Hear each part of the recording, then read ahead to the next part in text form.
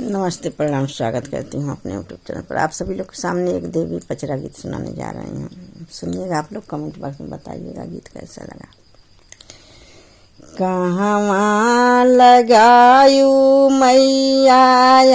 मावा माहुआ हो कि कहवा लगायू ना मैया मोरिनी बिया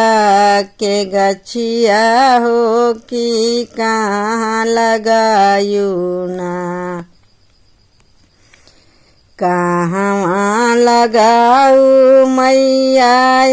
मावा माहुआ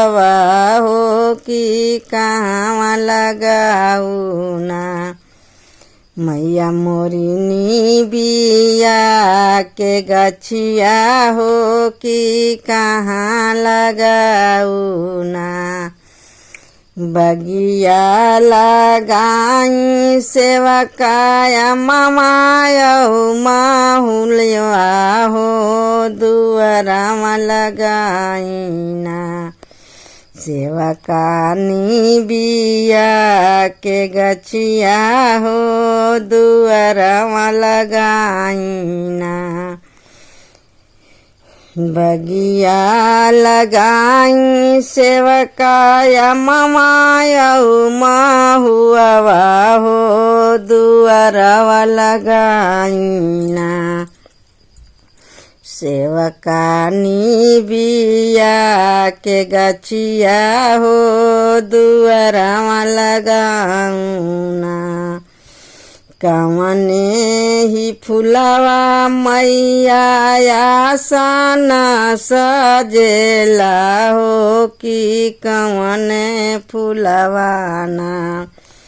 मैया मोरी करेली सिंगरवा हो कि कवना फुलवा ना कवने ही फूलवा मैया कया सना सजेला हो कि कवने फूलवा ना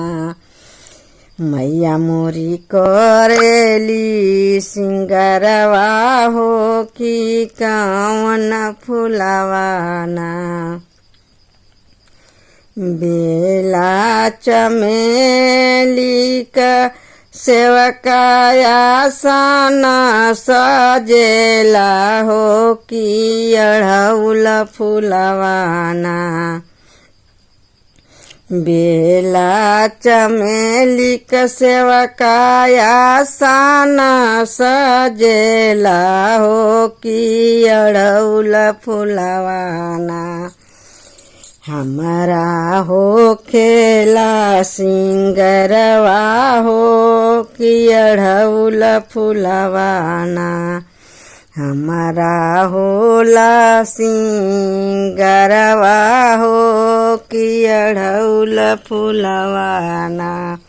जय माता दी, जय माता दी।